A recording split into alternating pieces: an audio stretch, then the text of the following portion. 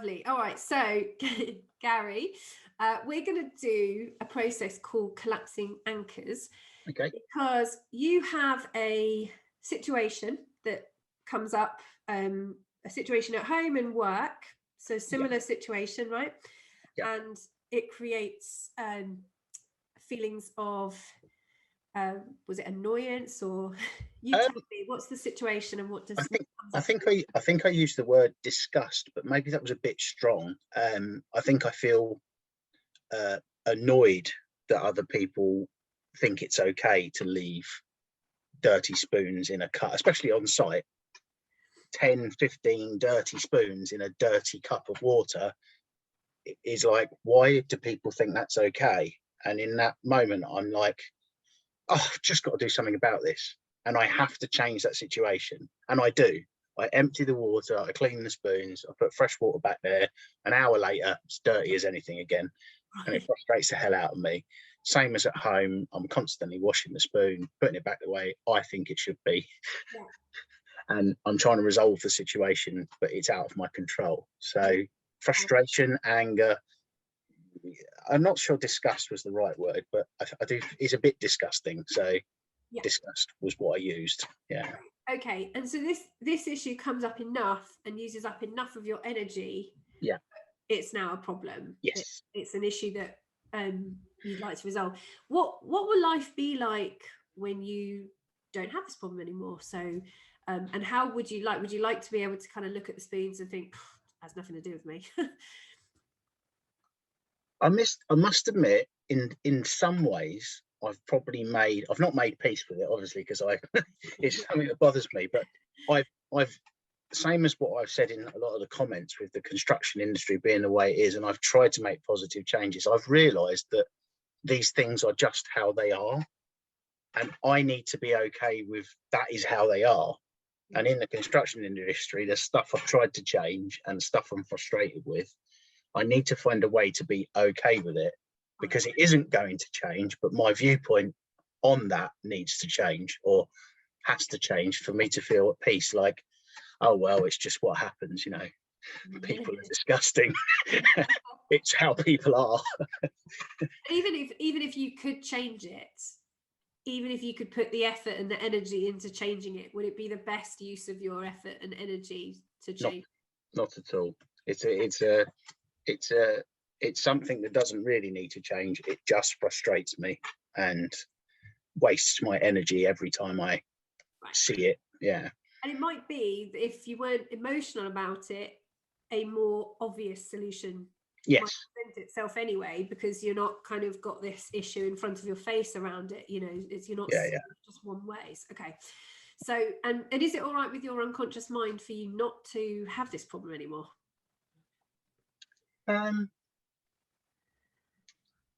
Cool, that's a good question. Bloody hell.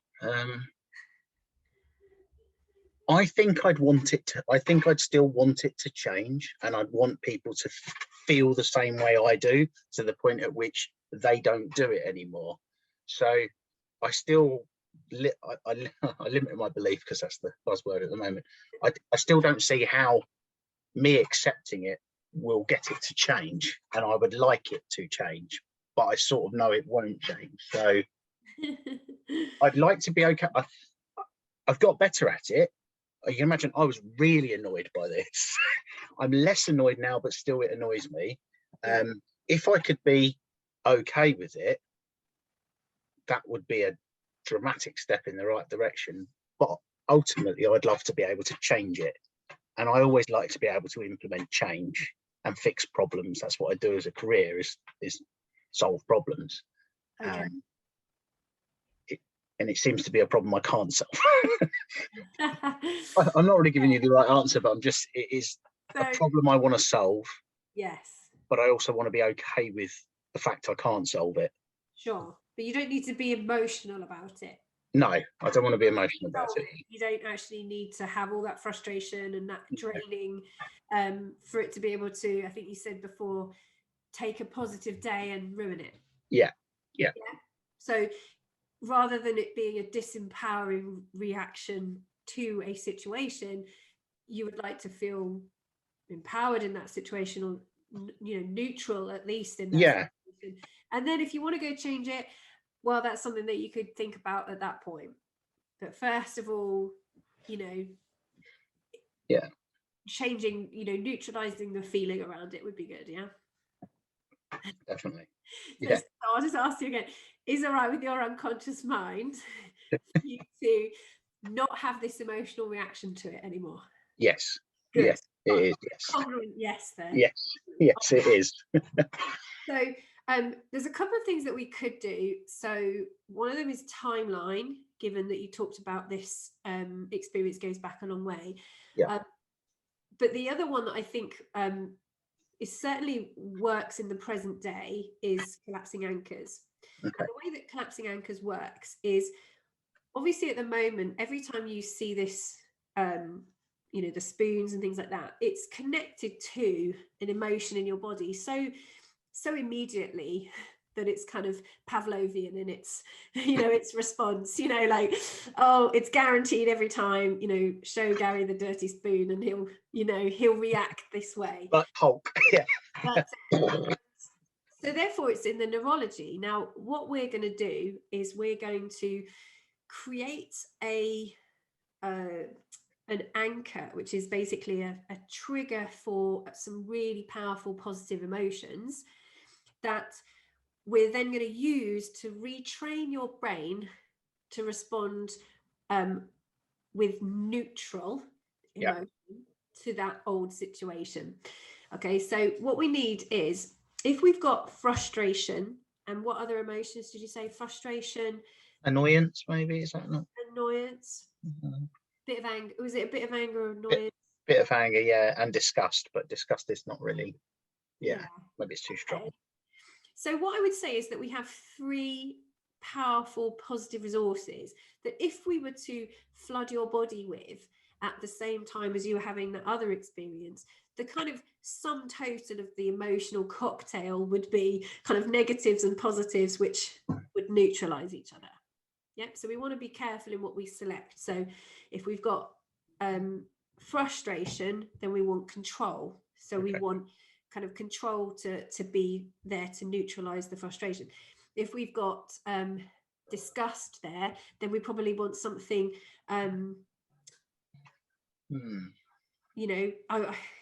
what's the opposite of what the opposite of disgust is? Pleasure, kind of something delicious, or something very hygienic, maybe, whatever. True. Something like that. So something that would have this, the polar opposite effect. So something kind of sanitized. And I guess disgust comes from this sense of danger to our health as well. That kind of, that's where its primitive origins would be. Like, that's an off piece of food, don't eat it because it'll make you ill. So the opposite makes sense, that we would choose something that was super, super healthy or sanitized, for example. And then annoyance, maybe rule breaking, kind of people not doing the right thing, maybe something the opposite, which would be either total abandon, something where there's freedom there, or where you feel, I'm trying to think, what does it make you feel? Angry. Obviously we want calm, but calm's going to be kind of in the middle, so we want what's beyond calm for you. Oh, crikey. Brain hurts after today. I don't really know. I think I like serenity or whatever. I'd like to feel like as if it was sorry, I'll stop. I was going to talk then, and I'll let you do the talking. But serenity. Serenity. I'd like to total serenity. So we in the middle is going to be calm and neutral, right? Calm and relaxed is in the middle. So we want to go the other end of the kind of emotional cocktail, so that when we add that positive, empowering set of feelings into the situation, you end up at calm and neutral, right? So that's what we're going to do. So we'll start with anchoring the empowering feelings first. So let's just remind me what they were. So they were control, and some kind of however, you know, hygiene makes you feel. I was just going to say the opposite. Hygiene. Something health or something healthy and hygienic, and serenity. Let's just make a note of those. Now, what I'm going to ask you to do is to remember a time or a situation where you felt that really powerful feeling. And then you can imagine going back into that memory and feeling those feelings. And at the same time as you're feeling those feelings, we're going to create a trigger so that we can get back there, which will either be squeezing a fist, an earlobe, a finger and thumb. How would you like to, what anchor would you like to use? What would be easiest? Finger and thumb squeezing together? Fist? I think probably just doing something really random like this. Well, we're going to need to do it. You won't need to do it in the future. This is a one-time thing. Okay. So it'll just be temporary. So I would say either squeezing a finger and thumb together or squeezing finger and thumb together. Right. Okay. And probably, are you right-handed? Yes. So let's use your right hand for the empowering feelings. Okay. We'll use your left hand for the disempowering ones. So can you think of a time where you felt, or a situation where you feel totally in control? Brilliant.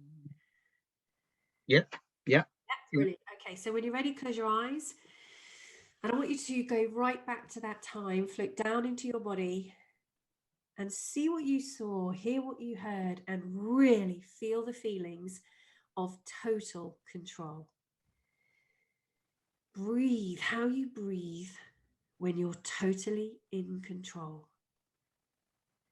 As soon as you start to feel those feelings, you can squeeze your right finger and thumb together to capture that feeling in your finger and thumb.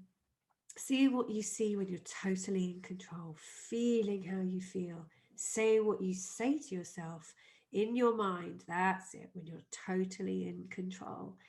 Breathing now, how you breathe. That's it, when you're totally in control. Good. Squeezing your thumb and finger together, feeling that feeling. Now double that feeling. Really, that's good. Enjoying that feeling. Good. Double that feeling again. More and more control. Enjoying that feeling in your body. Good. Very good. Then relax your finger and thumb. Good. Come back to the room. Yeah, how strong was that feeling out of 10? Oh, wow. Yeah, like a 10. Perfect. Okay, good. All right, now we're going to go straight into the can you remember a time where you felt maybe that something was completely like hygienic and healthy and pure? Something, like when you I've walked into like environments before where it's like, wow, this place is kind of sterile and yeah. Is that something you enjoy though? Like a pristine hotel room or a time that you've right, okay. Yes, no, there is. I can pick that. Brilliant. And how would you describe it? What word do you want me to use? Is it wow. clean? It was, gosh, you can't really use that word again. It was serene. It was like it was like it was a hotel room, and it was the hotel room of the wedding night. It was obviously immaculately clean. It was perfectly laid out as if you'd want your dream bedroom to look like that. It was perfect. A bathroom was spotless, like as if it was brand new. So right, perfect. Yeah. Brilliant. Okay, great. So I'm gonna use the word like cleanliness. Clean, perfect, pristine. All those words. Brilliant. All right. So when you're ready, hands relaxed to begin with. So when you're ready, close your eyes and go back to that time. Go right back to that time and float down into your body and see what you saw, hear what you heard, and feel the feelings of being in that place again.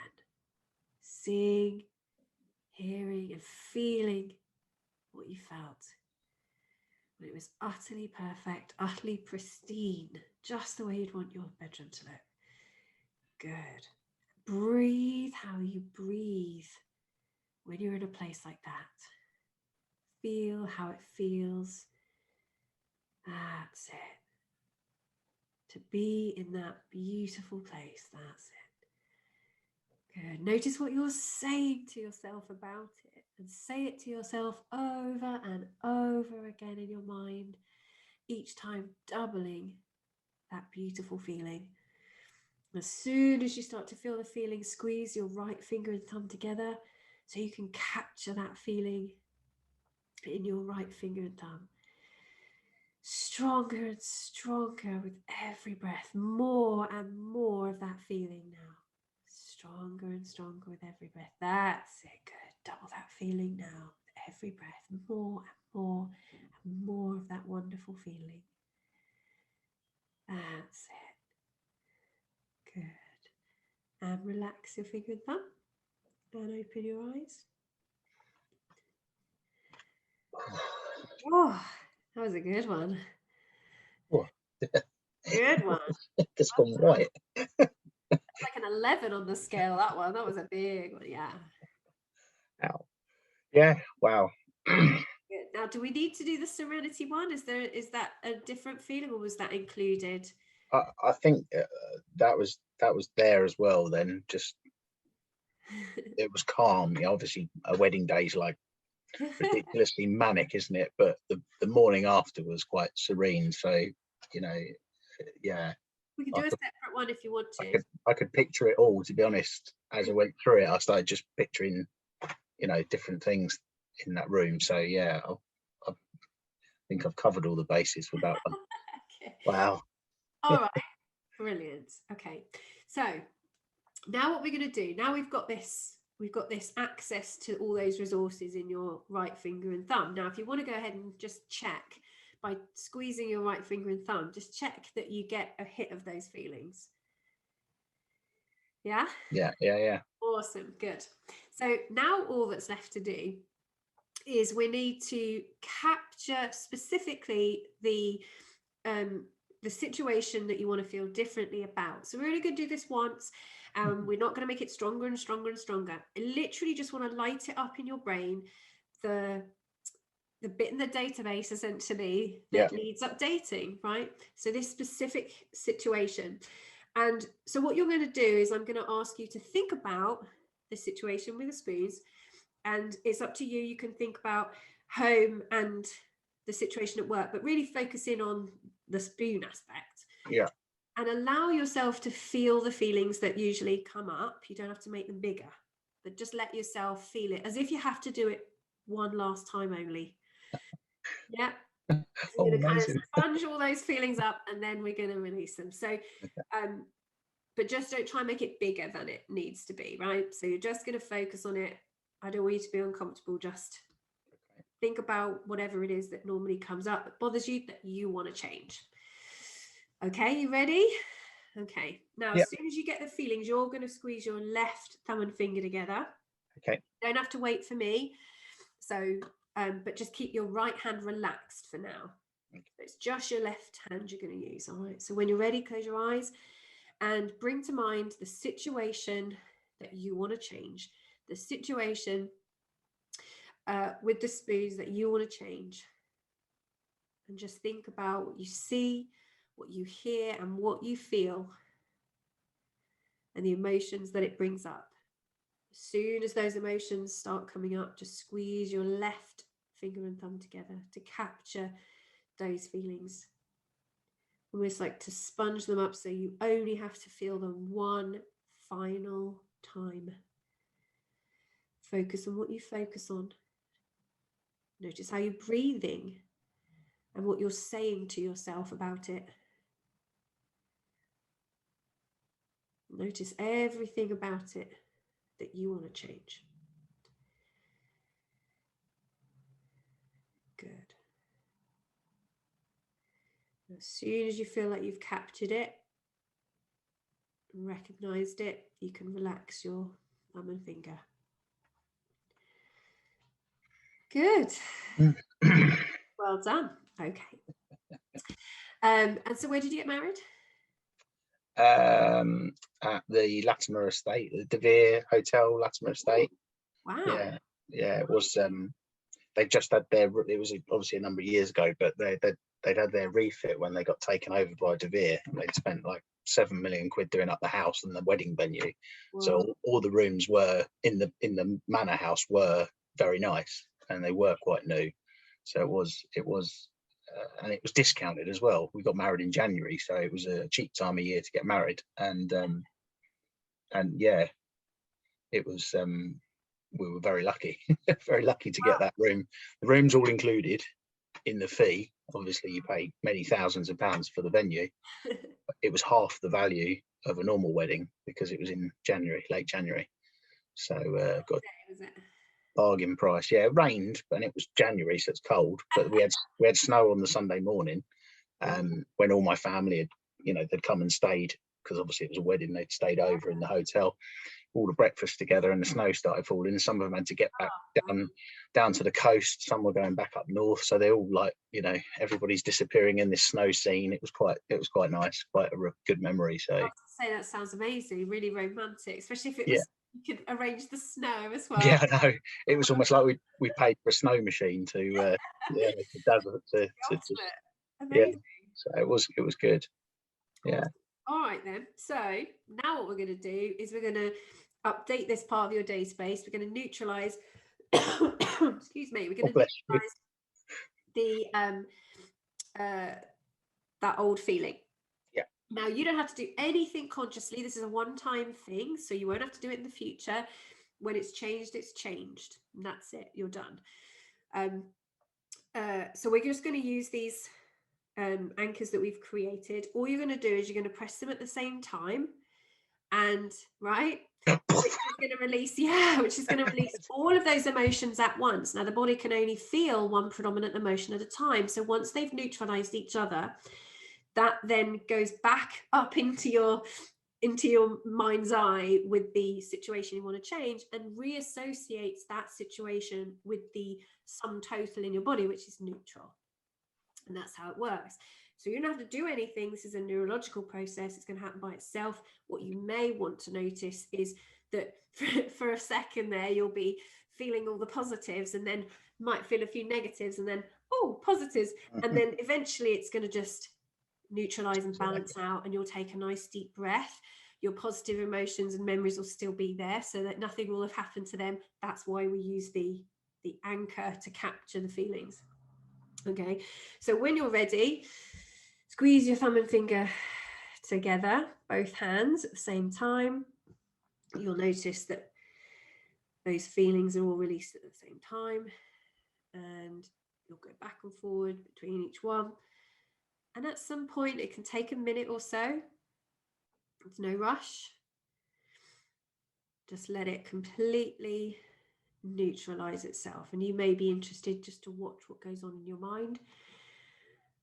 Maybe you'll see things differently, but you don't have to do anything in particular. Just let it happen. Let that process take place. Take some nice breaths.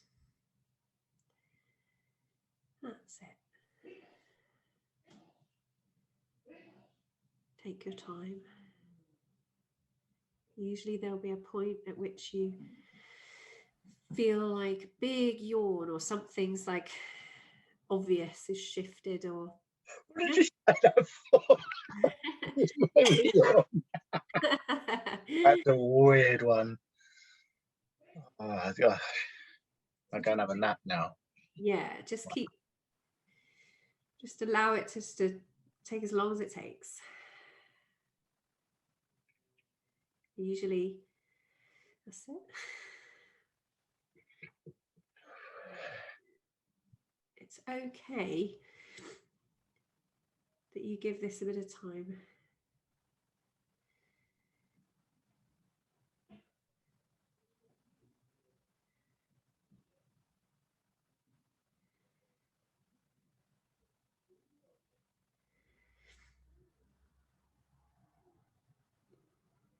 God, I just want to yawn.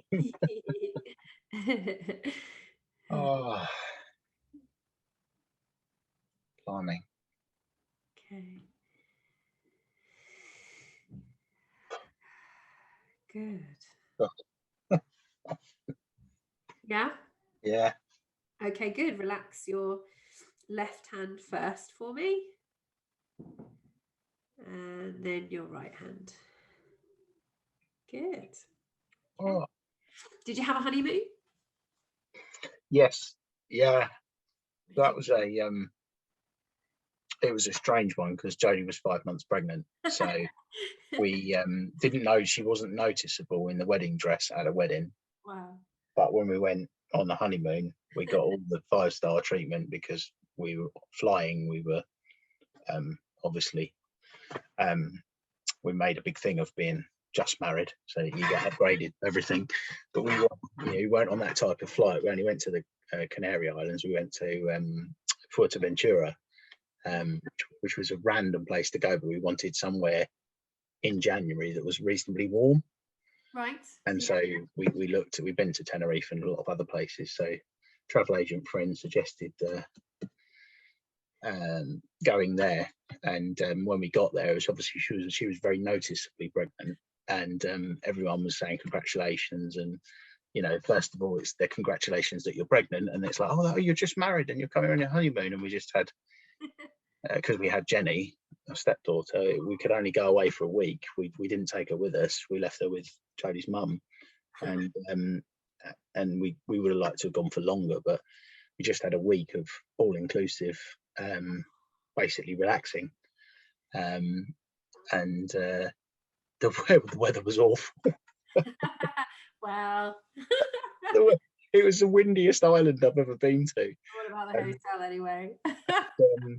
I made myself go swimming in the pool, even though it was pouring with rain, and the rain would come in and then blow away, and I'd just go for a dip in the pool because you get wet anyway, and it was nice. I mean, I certainly wouldn't pay the money again to go to the same place. I would try to spend that sort of amount of money on a different type of holiday. But yeah, it did. Amazing. Yeah, it was nice. It was nice. Wow. Nice. Nice. Okay, so let's test our work then. So, Gary, when you think about the situation with the spoons now, tell me how it's different when you think about it now. It's like this thing of I realised how irrational I was, and I couldn't care less now about the spoons.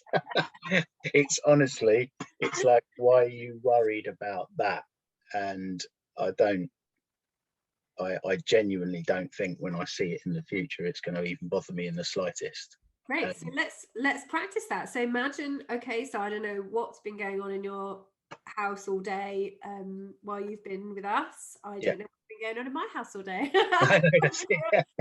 Let's imagine that you walk out into the kitchen and the spoon is doing its usual thing, and genuinely, when you think about it now, how's it feel and what do you think you'll do? I think I imagine it will be there and it will be dirty, and I will just rinse it, or I'll find another one and just throw that one in the sink, and I won't let it build up in me and feel frustrated and feel angry. I'll just be nonchalant about it, should we say. That's the important thing. So how does it feel now when you think about it? Is that kind of meh feeling actually? Yeah. The meh, that's probably, I'll be like, meh, oh well, I was kind of expecting it to be like that, so yeah.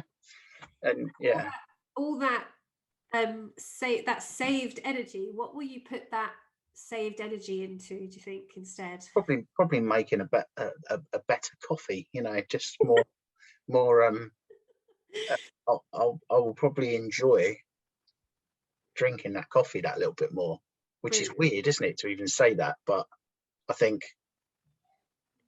it's not going to taste any different, but it may taste different because it may just taste better. I'm less pissed off. Find out.